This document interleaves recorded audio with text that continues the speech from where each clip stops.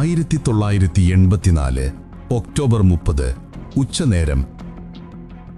അന്ന് ഒഡീഷയിലെ ഭുവനേശ്വറിൽ തിരഞ്ഞെടുപ്പ് റാലി നടക്കുകയായിരുന്നു. ആ റാലിയിൽ പ്രസംഗിക്കാനായി ഇന്ദിരാഗാന്ധി പോഡിയത്തിനടുത്തേക്ക് നീങ്ങി. കയ്യിൽ പ്രസംഗത്തിന്റെ ഒരു പകർപ്പുണ്ടായിരുന്നു. റാലികളിലൊക്കെ മാധ്യമ ഉപദേഷ്ടാവ് നൽകുന്ന പ്രസംഗത്തിന്റെ പകർപ്പ് നോക്കി വായിക്കുന്നതാണ് പതിവ് രീതി. എന്നാൽ ആ റാലിയിൽ സ്വന്തം അണികളെ നോക്കി പറഞ്ഞ ആ വാക്കുകൾ പ്രവചനാത്മകമായിരുന്നു എന്ന് വേണം പറയാൻ. ഇന്ന് ഞാൻ ജീവനോടെയുണ്ട്, നാളെ അങ്ങനെ ആകണമെന്നില്ല. എൻ്റെ അവസാന ശ്വാസം വരെയും ഞാൻ രാജ്യത്തിനു വേണ്ടി പ്രവർത്തിക്കും. എൻ്റെ അവസാനത്തുള്ളി രക്തവും ഞാൻ രാജ്യത്തെ ശക്തിപ്പെടുത്താൻ ഉപയോഗിക്കും എന്ന് ഞാൻ ഉറപ്പു നൽകുന്നു. രാജ്യസേവനത്തിൻ്റെ പേരിൽ ജീവൻ വെടിയേണ്ടി വന്നാലും ഞാൻ അഭിമാനിക്കും. ഇന്ദിരാഗാന്ധി മരിക്കുന്നതിന് മുൻപ് ഒഡീഷയിൽ നടത്തിയ പ്രസംഗം ഇതായിരുന്നു. അതവരുടെ അവസാന പ്രസംഗമായിരുന്നു. വാക്കുകൾ ഒരു പ്രവചനം പോലെ അന്തരീക്ഷത്തിൽ തങ്ങി നിന്നു. അങ്ങനെ അന്ന് രാത്രി ദില്ലിയിൽ തിരികെ എത്തി. പിറ്റേ ദിവസം രാവിലെ സമയം 9 മണി കഴിഞ്ഞ് 10 മിനിറ്റ് ഇന്ദിരാഗാന്ധി തന്റെ ഔദ്യോഗിക വസതിയുടെ വാതിൽ കടന്നു പുറത്തിറങ്ങി. ദില്ലിയിൽ പുലരിയുടെ നേർത്ത പ്രകാശത്തിന് ഒരു തണുപ്പൻ സ്വഭാവമുണ്ടായിരുന്നു അന്ന്. നടത്തത്തിന് തയ്യാറായുള്ള ദൃഢമായ ചുവടുകൾ. അടുത്ത വളപ്പിലെ ബംഗ്ലാവ് ലക്ഷ്യമാക്കിയായിരുന്നു ആ യാത്ര.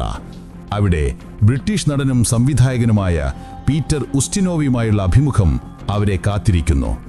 ഇന്ദിരയുടെ കൂടെ constable Narayan Singh, personal security officer Rameshwar Dayal, personal secretary RK Dhawan എന്നിവരുമുണ്ടായിരുന്നു. അങ്ങനെ അവർ കാവൽപുരിയുടെ അടുത്തെത്താറായപ്പോൾ ഇന്ദിര ധവാനോട് എന്തോ പറയുന്നുണ്ടായിരുന്നു. യമൻ സന്ദർശനത്തിന് പോയ പ്രസിഡന്റ് ഗ്യാനി സെയിൽ സിംഗിന്റെ സംഘത്തിന് കൈമാറാൻ ഒരു സന്ദേശം ഇന്ദിര ധവാന്റെ കൈകളിൽ ഏൽപ്പിച്ചു. പ്രസിഡന്റിനോടും സംഘത്തോടും രാത്രി ദില്ലി എയർപോർട്ടിൽ തിരിച്ചെത്താൻ നിർദ്ദേശിച്ചിട്ടുണ്ടെന്ന് ധവാൻ മറുപടി നൽകി. അങ്ങനെ നടന്നവർ കാവൽപുരയുടെ അടുത്തെത്തി. അവിടെ അവരെ കാത്തുനിന്നത് മറ്റാരുമായിരുന്നില്ല. 10 വർഷമായി അവരുടെ സുരക്ഷാ ചുമതലയിൽ വിശ്വസ്തനായി നിലയുറപ്പിച്ച അംഗരക്ഷകൻ ബിയേന്ദർ സിംഗ്. ഇന്ദിരാഗാന്ധിയുടെ ചുണ്ടിൽ ഒരു പതിവ് പുഞ്ചിരി വിരിഞ്ഞു. നമസ്തേ, സ്നേഹത്തോടെ അവർ അവനോട് പറഞ്ഞു. എന്നാൽ സാധാരണ പോലെ ഒരു മറുപടി ഉണ്ടായില്ല. പകരം ബിയേന്ദിന്റെ മുഖത്ത് മരവിച്ചൊരു ഭാവം മാത്രം. ഒരു നിമിഷത്തെ മൗനം. ആരും ഒന്നും അറിയാതെ പ്രധാനമന്ത്രി ഒരു ചുവട് മുന്നോട്ട് വെച്ചു. അടുത്ത നിമിഷം ശാന്തമായ ആ പ്രഭാതത്തെ പിളർന്നുകൊണ്ട് വെടിയൊച്ചകൾ മുഴങ്ങി. ആദ്യം ബിയേന്ദർ സിംഗ് തന്റെ ഔദ്യോഗിക റിവോൾവർ വലിച്ചെടുത്തു. ഒരു ദയയുമില്ലാതെ 3 തവണ അവൻ ഇന്ദിരാഗാന്ധിയുടെ നെഞ്ചിലേക്ക് നിറയൊഴിച്ചു. രക്തത്തിൽ കുളിച്ചുകൊണ്ട് ഇന്ത്യയുടെ ഒരുക്കു വനിത നിലത്തേക്ക് തളർന്നു വീണു. ആളുകൾ ഞെട്ടിത്തെറിച്ച് നിൽക്കുന്നതിന് മുൻപ് രണ്ടാമത്തെ ഗാർഡായ സത്വന്ത് സിംഗ് തന്റെ ഓട്ടോമാറ്റിക് കാർബൈൻ ഉയർത്തി. ഒരു ഭ്രാന്തനെ പോലെ അവൻ വെടിയുണ്ടകൾ വർഷിച്ചു. ആകെ 33 വെടിയുണ്ടകളാണ് അവരുടെ നേർക്കുതിർത്തത്. അതിൽ 30 എണ്ണം അവരുടെ ശരീരത്തിൽ തുളച്ചു. 23 വെടിയുണ്ടകൾ ശരീരത്തിലൂടെ തുളഞ്ഞുപോയി. ബാക്കി 7 എണ്ണം ഉള്ളിൽ തങ്ങി. നിമിഷങ്ങൾക്കകം അവരുടെ ശരീരം ചോരയിൽ കുതിർന്ന അവസ്ഥയിലായി. എങ്കിലും അത്ഭുതം, ഇത്രയധികം വെടിയുണ്ടകളേറ്റ ശേഷവും ആ ശ്വാസം നിലച്ചിരുന്നില്ല. സമയമൊട്ടും കളയാതെ സഹായികൾ അവരെ എയിംസിലേക്ക് എത്തിച്ചു. അവിടെ മരണവുമായി ഏകദേശം 4 മണിക്കൂറോളം അവർ പൊരുതി. പക്ഷേ വിധി മറ്റൊന്നായിരുന്നു. വർഷങ്ങളായി അവർ ഭയന്നിരുന്ന വിധി അവസാനം ആ വിശ്വസ്ത കൈകളിൽ തന്നെ സംഭവിച്ചിരിക്കുന്നു. രക്തസാക്ഷിത്വം, ഒരു നടുങ്ങുന്ന ചതിയുടെ കഥ അവിടെ അവസാനിച്ചു. പ്രധാനമന്ത്രിയുടെ മരണവാർത്ത രാജ്യം മുഴുവൻ ഇടിത്തീ പോലെ പടർന്നു പിടിച്ചു. ഒരു ഞെട്ടലിനും ദുഃഖത്തിനും അപ്പുറം ആ രക്തസാക്ഷിത്വം ഒരു രാജ്യത്തെ ജ്വലിപ്പിച്ചു. ഉടൻ തന്നെ രാജ്യം മുഴുവൻ സിഖ് വിരുദ്ധ കലാപത്താൽ ആളിക്കത്തി. സ്വന്തം സുരക്ഷാ ഉദ്യോഗസ്ഥന്റെ കൈകളാൽ ഒരു പ്രധാനമന്ത്രി കൊല്ലപ്പെടുന്നു എന്നതിനേക്കാൾ ഭീകരമായൊരു രംഗം. ഒരു യുഗം അവസാനിച്ചു. പിന്നാലെ രക്തപങ്കിലമായ മറ്റൊരു യുഗത്തിന് തുടക്കമായി.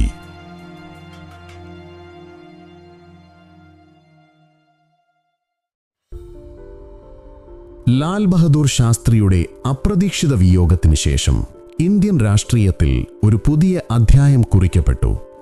ഊമയായ പാവ എന്ന് വിമർശകരാൽ പരിഹസിക്കപ്പെട്ട ഇന്ദിരാഗാന്ധി 1966 ഇന്ത്യയുടെ ചരിത്രത്തിലെ ആദ്യ വനിതാ പ്രധാനമന്ത്രിയായി അധികാരമേറ്റു. വർഷങ്ങളായി രാജ്യത്തിന്റെ പ്രധാനമന്ത്രി പദത്തിനായി കൊതിച്ചിരുന്ന കോൺഗ്രസ് പാർട്ടിയുടെ മുതിർന്ന നേതാക്കൾക്ക് അന്നത്തെ അവരുടെ ആഗ്രഹം ഒരു വിദൂര സ്വപ്നമായി മാത്രം അവശേഷിച്ചു. എന്തെന്നാൽ ഇന്ദിരാഗാന്ധിക്ക് അന്ന് രാഷ്ട്രീയ കാര്യങ്ങളിൽ കാര്യമായ പരിചയസമ്പത്തുണ്ടായിരുന്നില്ല. മിക്കവാറും എല്ലാ സുപ്രധാന തീരുമാനങ്ങൾക്കും സഹപ്രവർത്തകരുടെ സഹായം തേടേണ്ട ഒരവസ്ഥ. അതുകൊണ്ടുതന്നെ എതിരാളികൾ അവരെ ശക്തമായി വിമർശിച്ചു. രാഷ്ട്രീയത്തിന് യോജിച്ച വ്യക്തിയല്ലെന്ന് പറഞ്ഞ് പല വിളിപ്പേരുകളിലൂടെയും ആ ദുർബല പ്രതിച്ഛായ ഊട്ടിയുറപ്പിക്കാൻ അവർ ശ്രമിച്ചു. 1965 ഇന്ത്യ പാക് യുദ്ധം അവസാനിപ്പിച്ച് രാജ്യം സാമ്പത്തികമായി മെച്ചപ്പെടാൻ ശ്രമിക്കുന്നതിനിടയിലും ചൈനയുടെ പ്രകോപനം ദിനംപ്രതി വർദ്ധിച്ചു. അന്താരാഷ്ട്ര തലത്തിൽ ഇന്ത്യയെ ഒരു ദുർബല രാഷ്ട്രമായി കണക്കാക്കി അവർ പ്രകോപനം തുടർന്നുകൊണ്ടേയിരുന്നു. അങ്ങനെ ഒരേ സമയം ഇരട്ട വെല്ലുവിളികളുടെ നടുവിലായി ഇന്ദിരാഗാന്ധി. ഒരു വശത്ത് അന്താരാഷ്ട്ര തലത്തിൽ ഇന്ത്യയുടെ സ്ഥാനം ശക്തമാക്കണം, മറുവശത്ത് എതിരാളികൾ നൽകിയ ദുർബല നേതാവ് എന്ന പ്രതിച്ഛായ മാറ്റിക്കൊണ്ട് രാജ്യത്തെ പട്ടിണിയിൽ നിന്നും ദാരിദ്ര്യത്തിൽ നിന്നും പുറത്തു കൊണ്ടുവന്ന് വികസനത്തിന്റെ പാതയിലേക്ക് നയിക്കണം. ഒരു വർഷത്തിനു ശേഷം 1967 രാജ്യത്ത് പൊതുതിരഞ്ഞെടുപ്പ് നടന്നു. കോൺഗ്രസ് പാർട്ടിയിലെ ഗ്രൂപ്പ് വഴക്കുകൾ കാരണം മുൻപത്തെ തിരഞ്ഞെടുപ്പുമായി താരതമ്യം ചെയ്യുമ്പോൾ അവർക്ക് 78 സീറ്റുകൾ കുറഞ്ഞ് കേവലം 283 സീറ്റുകളിൽ ഒതുങ്ങേണ്ടി വന്നു. പാർട്ടിക്കകത്ത് സിൻഡിക്കേറ്റ് ഉണ്ടാക്കിയിരിക്കുന്ന നേതാക്കളെയാണ് ആദ്യം ഒതുക്കേണ്ടതെന്ന് ഇന്ദിരാഗാന്ധിക്ക് മനസ്സിലായി. അടുത്ത ഏതാനും വർഷങ്ങൾക്കുള്ളിൽ അവർ അത് സാധിച്ചു. എല്ലാവരെയും പ്രതിരോധത്തിലാക്കി കോൺഗ്രസിന്റെ പൂർണ്ണമായ നിയന്ത്രണം അവർ സ്വന്തം കൈകളിലെടുത്തു. ഇതിനിടയിൽ രാജ്യത്തിന്റെ വികസനത്തിനായി അവർ ചില സുപ്രധാനമായ നടപടികൾ സ്വീകരിച്ചു. അത് പിന്നീട് ഇന്ത്യയുടെ ഗതിയെ മാറ്റിമറിക്കുന്ന തീരുമാനങ്ങളായി മാറി. ഭക്ഷ്യധാന്യങ്ങളുടെ ആവശ്യം നിറവേറ്റുന്നതിനായി അവർ കാർഷിക ശാസ്ത്രജ്ഞർക്ക് പരീക്ഷണങ്ങൾ നടത്താൻ സ്വാതന്ത്ര്യം നൽകുക മാത്രമല്ല, വിദേശത്തു നിന്ന് ഇറക്കുമതി ചെയ്ത വികസിത ഇനം വിത്തുകൾ ഉപയോഗിച്ച് കൃഷി ചെയ്യുന്നതിന് കർഷകർക്ക് പ്രോത്സാഹനങ്ങളും നൽകി. ഇത് ഇന്ത്യയിൽ ഹരിത വിപ്ലവം വൻ വിജയമാകുന്നതിന് കാരണമായി ഭക്ഷ്യക്ഷാമം എന്ന അവസ്ഥയിൽ നിന്ന് പുറത്തുവരാൻ ഇന്ത്യക്ക് സാധിച്ചു. ഇന്ദിരാഗാന്ധിയുടെ മുൻകൈയിൽ രാജ്യസുരക്ഷ ശക്തിപ്പെടുത്തുന്നതിനായി റിസർച്ച് ആൻഡ് അനാലിസിസ് വിങ് റോ എന്ന രഹസ്യാന്വേഷണ ഏജൻസി രൂപീകരിച്ചു. പിന്നീട് 1969 രാജ്യത്ത് ധനികരും ദരിദ്രരും തമ്മിലുള്ള വർദ്ധിച്ചുവരുന്ന വിടവ് നികത്തുന്നതിനും ബാങ്കിംഗ് സേവനം ഗ്രാമങ്ങളിൽ എത്തിക്കുന്നതിനും വേണ്ടി രാജ്യത്തെ 14 വലിയ ബാങ്കുകൾ അവർ ദേശസാൽക്കരിച്ചു. ഈ തീരുമാനത്തെ അന്നത്തെ ധനമന്ത്രിയായിരുന്ന മൊറാർജി ദേശായി എതിർത്തപ്പോൾ ഇന്ദിരാഗാന്ധി അദ്ദേഹത്തെ തൽസ്ഥാനത്ത് നിന്ന് നീക്കം ചെയ്യുകയും ധനമന്ത്രിയുടെ ചുമതല സ്വയം ഏറ്റെടുക്കുകയും ചെയ്തു. ഇന്ദിരാഗാന്ധിയുടെ ധീരമായ നടപടികൾ അവിടെ അവസാനിച്ചില്ല. അടുത്ത ഏതാനും വർഷങ്ങൾക്കുള്ളിൽ അവർ തന്റെ എല്ലാ വിമർശകരുടെയും വായടപ്പിച്ചു. ആ സമയത്ത് രാജ്യത്ത് പ്രിവി പേഴ്സ് സംബന്ധിച്ച് വലിയ ചർച്ചകൾ നടന്നിരുന്നു.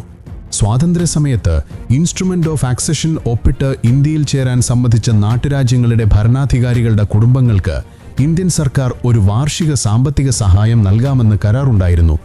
ഇതാണ് പ്രിവി പേഴ്സ്. ഈ ഭരണാധികാരികൾക്ക് ആവശ്യമായ സ്വത്തും സൗകര്യങ്ങളും ഉണ്ടായിരുന്നതിനാൽ ഈ പണം രാജ്യത്തെ ദരിദ്രർക്കായി ഉപയോഗിക്കാൻ അവർ ആഗ്രഹിച്ചു. അതിനാൽ ഇത് നിർത്തലാക്കാൻ അവർ ശ്രമിച്ചു. ആദ്യ ശ്രമത്തിൽ പരാജയപ്പെട്ടപ്പോൾ 1971 ഭരണഘടനയുടെ 26ാം ഭേദഗതി വഴി പ്രിവി പേഴ്സ് എന്ന സമ്പ്രദായം എന്നേക്കുമായി അവസാനിപ്പിച്ചു.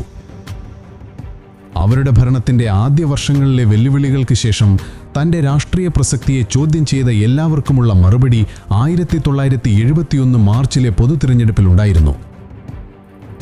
ജനങ്ങളെ ലക്ഷ്യം വെച്ചുള്ള ഗരീബി ഹട്ടാവോ എന്ന മുദ്രാവാക്യം ഒരു കൊടുങ്കാറ്റായി മാറി. സ്വന്തം മികവിൽ അവർ 352 സീറ്റുകൾ നേടി ചരിത്രപരമായ വിജയം കുറിച്ചു. ഊമയായ പാവയെന്ന് വിളിച്ചവർക്ക് മുന്നിൽ അവർ തന്റെ അധികാരം ഉറപ്പിച്ചു. താൻ ഈ രാജ്യത്തെ ദീർഘകാലം നയിക്കുമെന്ന് പ്രഖ്യാപിച്ചു. ഏതാനും മാസങ്ങൾക്കകം 1971 ഡിസംബറിൽ ഇന്ത്യ പാക് യുദ്ധത്തിൽ ഏർപ്പെട്ടു. ലോകം അത്ഭുതത്തോടെ നോക്കി നിൽക്കെ വെറും 13 ദിവസങ്ങൾക്കുള്ളിൽ പാകിസ്ഥാന്റെ കിഴക്കൻ കമാൻഡ് കീഴടങ്ങി. അങ്ങനെ ബംഗ്ലാദേശ് എന്ന പുതിയ രാജ്യം പിറന്നു. പല രാജ്യങ്ങളുടെയും എതിർപ്പുകളെ അവഗണിച്ച് ഇന്ത്യ തങ്ങളുടെ ആദ്യത്തെ അണുവായുധ പരീക്ഷണം നടത്തി. ഈ മടിക്കാത്ത തീരുമാനങ്ങളിലൂടെയും വിജയകരമായ നയങ്ങളിലൂടെയും വെറും 5 വർഷങ്ങൾക്കുള്ളിൽ ഇന്ദിരാഗാന്ധി എന്ന വ്യക്തി ഇന്ത്യയുടെ അയൺ ലേഡി എന്ന നിലയിൽ ലോകരാഷ്ട്രീയ ഭൂപടത്തിൽ തന്റെ സ്ഥാനം ഉറപ്പിച്ചു. ഉരുക്കു വനിതയുടെ രാഷ്ട്രീയ വിജയങ്ങളുടെ പരകോടിയിൽ അധികാരം അതിന്റെ ഭാരം കാണിച്ചു തുടങ്ങി. അവിടെ വെച്ച് ഇന്ദിരാഗാന്ധിയുടെ ഭരണത്തിനു മേൽ ഒരു ഏകാധിപത്യത്തിന്റെ കറുത്ത നിഴൽ വീണു. 1975 ജൂൺ മാസം റായ് ബറേലിയിലെ തിരഞ്ഞെടുപ്പ് വിജയം ചോദ്യം ചെയ്തുകൊണ്ടുള്ള ഹർജിയിൽ അലഹബാദ് ഹൈക്കോടതിയുടെ വിധി ഇടുത്തി പോലെ വന്ന് പതിച്ചു. പ്രധാനമന്ത്രി സർക്കാർ സംവിധാനങ്ങൾ ദുരുപയോഗം ചെയ്തു എന്ന് കോടതി കണ്ടെത്തി. അതിന്റെ ഫലമായി അവരുടെ പാർലമെന്റ് അംഗത്വം റദ്ദാക്കി 6 വർഷത്തേക്ക് തിരഞ്ഞെടുപ്പിൽ മത്സരിക്കുന്നതിൽ നിന്ന് വിലക്കുകയും ചെയ്തു. രാജ്യം ഞെട്ടി. പ്രധാനമന്ത്രിയുടെ കസേരയുടെ അടിത്തറയിളകി. വിധി സുപ്രീം കോടതിയിൽ ചോദ്യം ചെയ്യപ്പെട്ടെങ്കിലും കോടതി പൂർണ്ണമായ സ്റ്റേ നൽകിയില്ല. പ്രധാനമന്ത്രിയായി തുടരാമെങ്കിലും ഒരു MP എന്ന നിലയിൽ വോട്ടിംഗിൽ പങ്കെടുക്കാൻ അവർക്ക് അനുമതി നിഷേധിക്കപ്പെട്ടു. ഭരണഘടനയുടെ പടവുകളിൽ അധികാരത്തിന്റെ പിടി അയഞ്ഞു തുടങ്ങി. പ്രതിപക്ഷം ഈ അവസരം മുതലെടുത്തു. ഡൽഹിയിലെ രാംലീല മൈതാനത്ത് ജയപ്രകാശ് നാരായൺ ആഹ്വാനം ചെയ്തു, ഇന്ദിരാഗാന്ധി ജനാധിപത്യത്തെ കഴുത്തു ഞെരിച്ചു കൊല്ലാൻ ശ്രമിക്കുകയാണ്. രാജ്യമെങ്ങും പ്രതിഷേധാഗ്നി പടർന്നു. റെയിൽവേ പണിമുടക്കുകൾ, രൂക്ഷമായ പണപ്പെരുപ്പം, അഴിമതി ആരോപണങ്ങൾ എന്നിവ ഭരണകൂടത്തിന്റെ കസേരയെ അപകടത്തിലാക്കി. അധികാരം നഷ്ടപ്പെടുമെന്ന ഭയം ആ ഉലിക്കു വനിതയെ ഒരേകാധിപതിയാക്കി മാറ്റി. 1975 ജൂൺ 25 അർദ്ധരാത്രി ആഭ്യന്തര കലഹം എന്ന കാരണം ചൂണ്ടിക്കാണിച്ച് ഇന്ദിരാഗാന്ധി രാജ്യത്ത് അടിയന്തരാവസ്ഥ പ്രഖ്യാപിച്ചു. ഒരൊറ്റ ഉത്തരവിലൂടെ ഇന്ത്യൻ പൗരന്മാരുടെ എല്ലാ മൗലികാവകാശങ്ങളും റദ്ദാക്കപ്പെട്ടു. ജനാധിപത്യം ഒരു നിമിഷം കൊണ്ട് താൽക്കാലികമായി ഇല്ലാതെയായി. പ്രതിഷേധത്തിന്റെ എല്ലാ ശബ്ദങ്ങളെയും ഇരുമ്പിന്റെ കൈകളാൽ അടിച്ചമർത്തി. ഇന്ത്യൻ ജനാധിപത്യത്തിന്റെ ചരിത്രത്തിലെ ആ ഇരുണ്ട അധ്യായം ഏകദേശം 2 വർഷത്തോളം നീണ്ടുനിന്നു. അധികാരം നിലനിർത്താൻ നടത്തിയ ആ ശ്രമം രാജ്യത്തെ ഒരു പുതിയ രാഷ്ട്രീയ വഴിത്തിരിവിലേക്കാണ് തള്ളിവിട്ടത്. 1977 തിരഞ്ഞെടുപ്പിൽ ഇന്ത്യൻ ജനാധിപത്യം വിധിയെഴുതി. ഇന്ദിരാഗാന്ധിയെ നിരാകരിക്കുന്നു. രാജ്യവ്യാപകമായി കോൺഗ്രസ് തകർന്നു. ഈ സമയത്ത് പഞ്ചാബിലും കോൺഗ്രസിന് വൻ തിരിച്ചടി നേരിട്ടു. അവിടെ പ്രകാശ് സിംഗ് ബാദലിന്റെ നേതൃത്വത്തിൽ ശിരോമണി അകാലിദൾ വിജയിച്ചു. എന്നാൽ ആ രാഷ്ട്രീയ തോൽവി ഇന്ദിരാഗാന്ധിയെ തളർത്തിയില്ല. അവർ പിടിച്ചുനിന്നു. പരാജയത്തിന്റെ കാരണങ്ങൾ അവർ വിശകലനം ചെയ്തു. തിരിച്ചുവരവിനായുള്ള തന്ത്രങ്ങൾ മെനഞ്ഞു. പഞ്ചാബിലെ നഷ്ടപ്പെട്ട അധികാരം തിരിച്ചുപിടിക്കാൻ കോൺഗ്രസ് ഒരു അപകടകരമായ ഒരാളെ കളത്തിലിറക്കി. പ്രാദേശിക മതപ്രബലനായിരുന്ന ജർണൈൽ സിംഗ് ഭിന്ദ്രൻവാലയെ. ഈ നീക്കം ഫലം കണ്ടു. ഭിന്ദ്രൻവാലയുടെ പ്രവർത്തനങ്ങളിലൂടെ 1980 ലോക്സഭാ തിരഞ്ഞെടുപ്പിലും പഞ്ചാബ് നിയമസഭാ തിരഞ്ഞെടുപ്പിലും കോൺഗ്രസ് അധികാരം തിരിച്ചുപിടിച്ചു.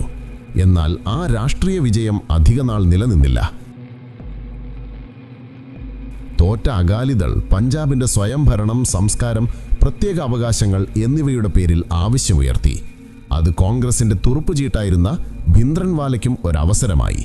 അദ്ദേഹം തന്റെ സ്വന്തം രാഷ്ട്രീയ സ്വാധീനം ഉറപ്പിക്കാൻ ഈ ആവശ്യങ്ങൾ ഏറ്റെടുത്തു. അകാലിദൾ നിയമപരമായി വാദിച്ചപ്പോൾ ഭിന്ദ്രൻവാലയുടെ രീതികൾ കർക്കശമായിരുന്നു. ഏതാനും വർഷങ്ങൾക്കുള്ളിൽ പഞ്ചാബിലെ രാഷ്ട്രീയം തീവ്രവാദത്തിന്റെ പിടിയിലായി.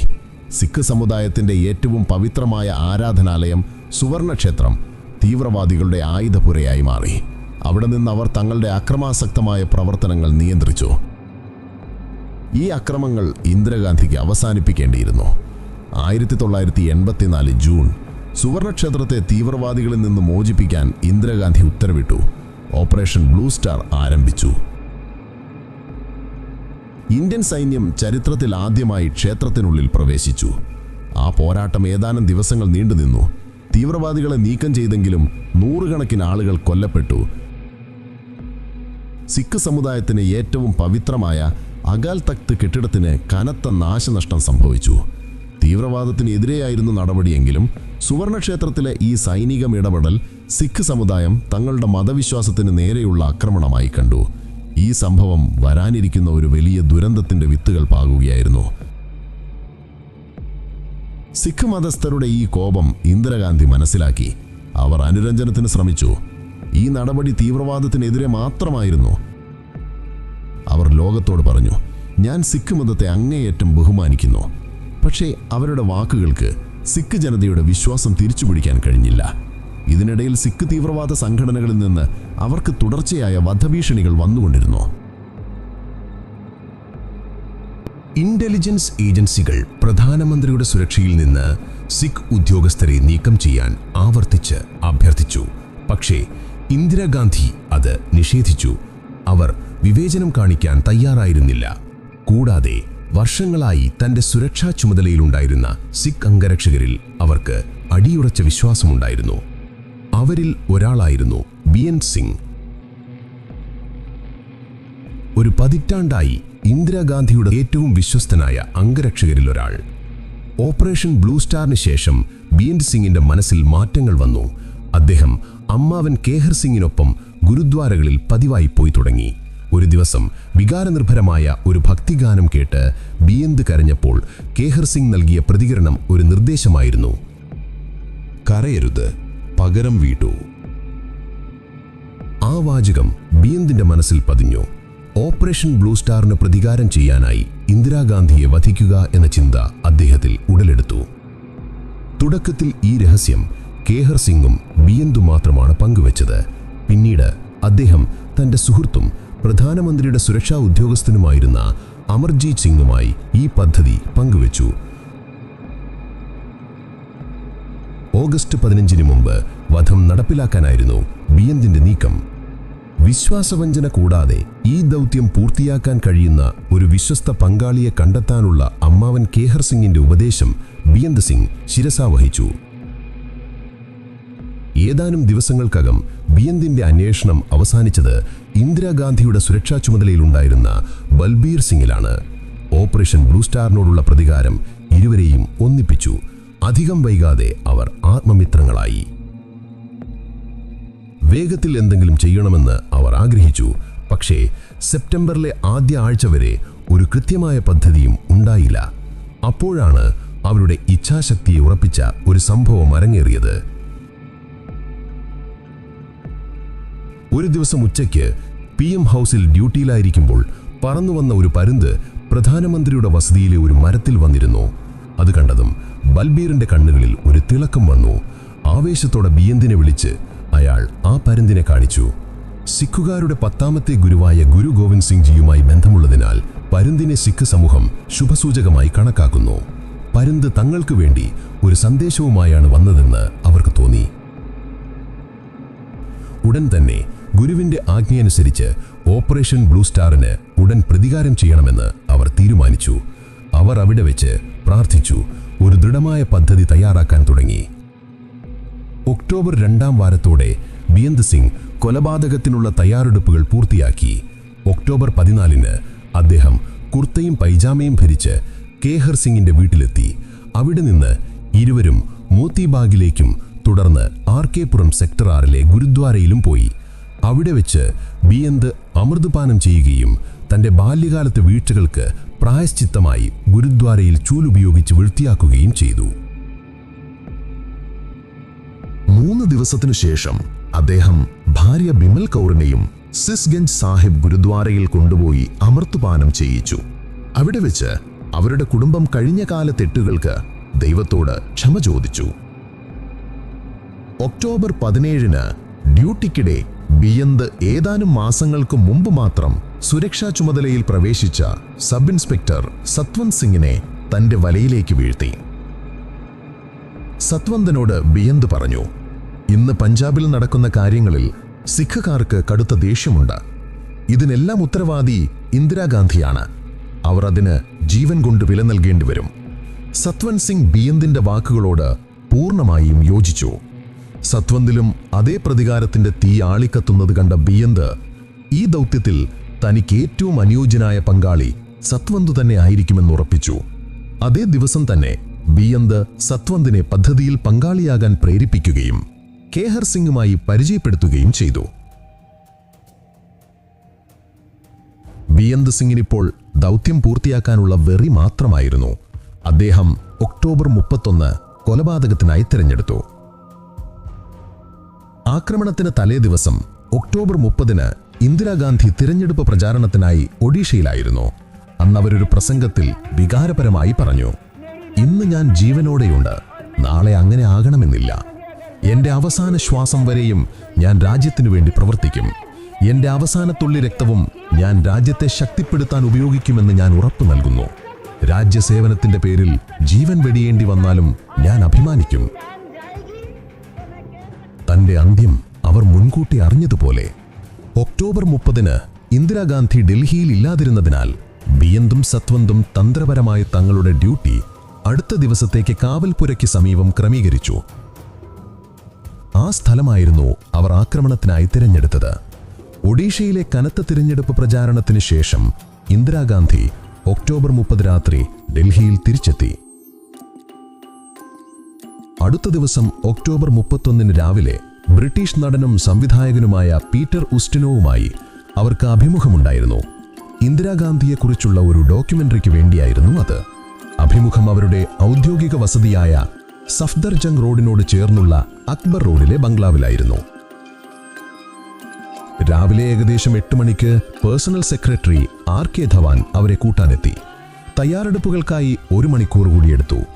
9 മണിയോടെ അഭിമുഖത്തിനുള്ള എല്ലാ ഒരുക്കങ്ങളും പൂർത്തിയായി. അങ്ങനെ ആ സമയമടുത്തു. ഇന്ദിരാഗാന്ധി അക്ബർ റോഡിലേക്ക് നടക്കാൻ തുടങ്ങി. RK ധവാനെ കൂടാതെ കോൺസ്റ്റബിൾ നാരായൺ സിംഗും പേഴ്സണൽ സെക്യൂരിറ്റി ഓഫീസർ രാമേശ്വർ ദയാലും കൂടെയുണ്ടായിരുന്നു. അല്പം മുന്നോട്ട് നടന്നപ്പോൾ കൈകളിൽ ഒരു കപ്പും പ്ലേറ്റുമായി പോകുന്ന ഒരു വെയിറ്ററെ അവർ കണ്ടു. പീറ്റർ ഉസ്റ്റിനോവിനുള്ളതായിരുന്നു അത്. അതിൻ്റെ ഡിസൈനും നിറവും അവർക്ക് ഇഷ്ടപ്പെടാത്തതിനാൽ അത് മാറ്റി മികച്ച ഒരു ടീ സെറ്റ് കൊണ്ടുവരാൻ അവർ വെയിറ്ററോട് നിർദ്ദേശിച്ചു. എന്നിട്ട് മുന്നോട്ട് നടന്നു. നിമിഷങ്ങൾക്കകം അവർ കാവൽപുരയ്ക്ക് അടുത്തെത്തി. അവിടെ തന്റെ വിശ്വസ്തനായ അംഗരക്ഷകൻ BN സിംഗിനെ അവർ കണ്ടു. ഓരോ തവണയും ചെയ്യുന്നതുപോലെ ഇന്ദിരാഗാന്ധി പുഞ്ചിരിയോടെ നമസ്തേ പറഞ്ഞു. ഇന്ദിരാഗാന്ധിക്ക് നമസ്തേ മടക്കി നൽകാൻ പോലും ഇന്ന് ബിയന്ത് തയ്യാറായില്ല. കാരണം ഇന്ന് അയാളുടെ ഉദ്ദേശങ്ങൾ ശുദ്ധമായിരുന്നില്ല. ഇന്ദിരാഗാന്ധിക്ക് ആ ഭാവമാറ്റം മനസ്സിലാക്കാൻ കഴിയുന്നതിന് മുൻപ് തന്നെ BN സിംഗ് പെട്ടെന്ന് തന്റെ .38 കാലിബർ സർവീസ് റിവോൾവർ വലിച്ചെടുത്ത് ഒരു വെടിയുണ്ട ഇന്ദിരാഗാന്ധിക്ക് നേരെ ഉതിർത്തു. ഇത് കണ്ട് ചുറ്റുമുള്ളവരെല്ലാം ഞെട്ടിത്തെറിച്ചു നിന്നു. ആരെങ്കിലും അയാളെ തടയാൻ ശ്രമിക്കുന്നതിന് മുൻപ് അയാൾ 2 തവണ കൂടി ഇന്ദിരാഗാന്ധിക്ക് നേരെ വെടിയുതിർത്തു. 3 വെടിയുണ്ടകളേറ്റതും ഇന്ദിരാഗാന്ധി നിലത്തേക്ക് വീണു. അവർ വീഴുന്നത് കണ്ടതോടെ ഈ പദ്ധതിയിലെ 2ാമത്തെ ആൾ സത്വന്ത് അത്രയേറെ ഭയപ്പെട്ടു പോയിരുന്നു. അയാൾക്ക് അവിടെ നിന്ന് ഒരടി പോലും അനങ്ങാൻ കഴിഞ്ഞില്ല. സത്വന്തിനെ നോക്കി BN അലറി, എന്താണ് നോക്കി നിൽക്കുന്നത്? വെടിവെക്ക്. ഇതോടെ സത്വന്ത് ഉണർന്നു. തന്റെ ഓട്ടോമാറ്റിക് കാർബൈൻ ഉപയോഗിച്ച് നിലത്ത് വീണ് കിടന്ന ഇന്ദിരാഗാന്ധിക്ക് നേരെ അയാൾ തുരുതുര വെടിയുതിർക്കാൻ തുടങ്ങി. ഒറ്റയടിക്ക് 30 വെടിയുണ്ടകൾ അവരുടെ ശരീരത്തിലേക്ക് തുളച്ചു കയറി. ഇന്ദിരാഗാന്ധിയെ രക്ഷിക്കാൻ രാമേശ്വർ ദയാൽ മുന്നോട്ട് വന്നപ്പോൾ സത്വന്ത് തന്റെ ഓട്ടോമാറ്റിക് കാർബൈൻ രാമേശ്വർ ദയാലിന് നേരെ തിരിച്ച് വെടിയുതിർത്തു. അദ്ദേഹം ഗുരുതരമായി പരിക്കേറ്റു വീണു. ശേഷം BN സിംഗ് തന്റെ ആയുധങ്ങൾ വലിച്ചെറിഞ്ഞു പറഞ്ഞു, ഞങ്ങൾക്ക് ചെയ്യേണ്ടത് ഞങ്ങൾ ചെയ്തു, ഇനി നിങ്ങൾ ചെയ്യേണ്ടത് ചെയ്തോളൂ. വെടിയൊച്ച കേട്ട് അതുവരെ അവിടെ ഉണ്ടായിരുന്ന സുരക്ഷാ ഗാർഡുകളും ITBP ജവാന്മാരും ഓടിയെത്തി. കാര്യം മനസ്സിലാക്കിയ അവർ ഉടൻ തന്നെ ബിയന്തിനെയും സത്വന്തിനെയും വളയുകയും അവർക്ക് നേരെ വെടിയുതിർക്കുകയും ചെയ്തു. ഈ വെടിവയ്പിൽ BN സിംഗ് സംഭവസ്ഥലത്ത് വെച്ച് തന്നെ കൊല്ലപ്പെട്ടു. സത്വന്ത് സിംഗ് ഗുരുതരമായി പരിക്കേൽക്കുകയും അറസ്റ്റ് ചെയ്യപ്പെടുകയും ചെയ്തു. എന്നിരുന്നാലും ബിയന്തിന്റെയും സത്വന്തിന്റെയും വെടിയുണ്ടകളേറ്റെങ്കിലും ഇന്ദിരാഗാന്ധിക്ക് ജീവനുണ്ടായിരുന്നു. അവരെ ഉടൻ ആശുപത്രിയിൽ എത്തിക്കുന്നതിനായി RK ദയാലും സുരക്ഷാ ഉദ്യോഗസ്ഥൻ ദിനേശ് ഭട്ടും ചേർന്ന് ഒരു അംബാസഡർ കാറിന്റെ പിൻസീറ്റിൽ കിടത്തി. തിടുക്കത്തിൽ 9:30 അവരെ എയിംസ് ആശുപത്രിയിൽ എത്തിച്ചു. എന്നാൽ തിടുക്കത്തിൽ ആരും മുൻകൂട്ടി എയിംസിൽ വിളിച്ചറിയിക്കാൻ മറന്നുപോയിരുന്നു. അതിനാൽ ആശുപത്രിയിൽ എത്തിയ ശേഷവും അത്യാഹിത വിഭാഗത്തിലെ തിരക്ക് മൂലം പ്രവേശിപ്പിക്കാൻ അല്പം സമയം നഷ്ടമായി. ഇന്ദിരാഗാന്ധിയുടെ അവസ്ഥ കണ്ട് ഡോക്ടർമാർ ഭയന്നു. അവർ സ്വന്തം രക്തത്തിൽ പൂർണ്ണമായും കുളിച്ചിരുന്നു.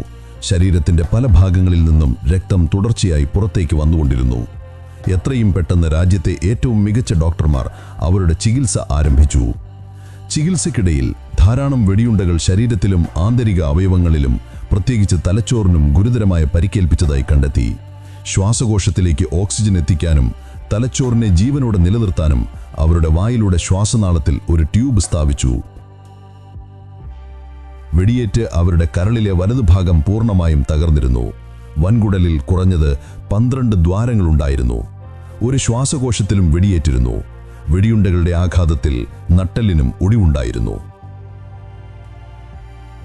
അപ്പോൾ രാജീവ് ഗാന്ധി പശ്ചിമ ബംഗാളിലെ കാന്തിയിൽ തെരഞ്ഞെടുപ്പ് പ്രചരണത്തിലായിരുന്നു. മുതിർന്ന കോൺഗ്രസ് നേതാക്കൾ എയിംസിലേക്ക് എത്തിക്കൊണ്ടിരുന്നു.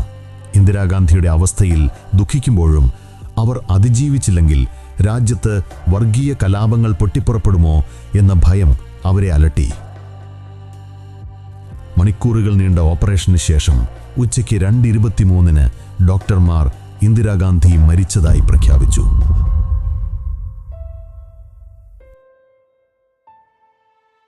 നേതാക്കളുടെ ഭയം സത്യമായി.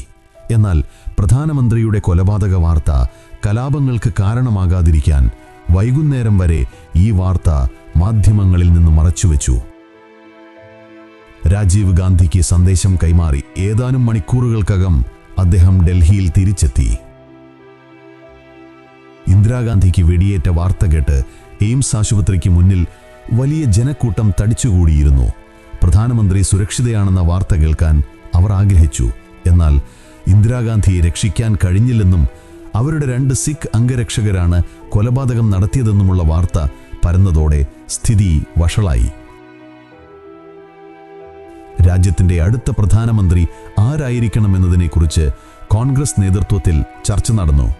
രാജീവ് ഗാന്ധിക്ക് തന്നെ അധികാരം കൈമാറണമെന്ന് എല്ലാവരും ഏകഗണമായി അഭിപ്രായപ്പെട്ടു. എന്നാൽ ഭാര്യ സോണിയാഗാന്ധി ഇതിനെ എതിർത്തു.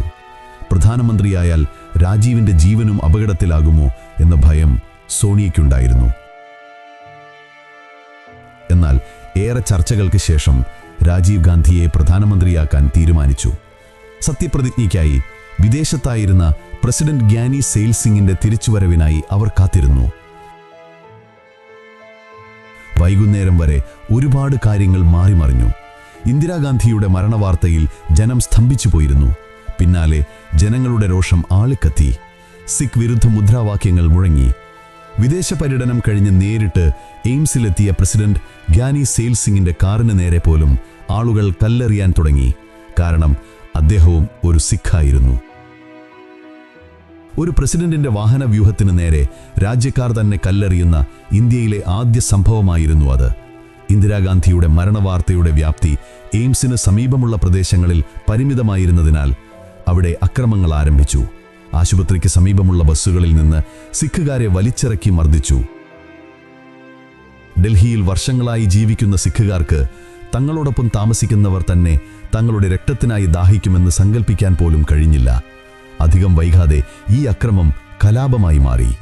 വൈകുന്നേരം 5:05 ഒരു സിഖ് യുവാവിനെ ക്രൂരമായി മർദ്ദിച്ചതിന് ശേഷം അയാളുടെ മോട്ടോർ സൈക്കിളിന് തീയിട്ടു.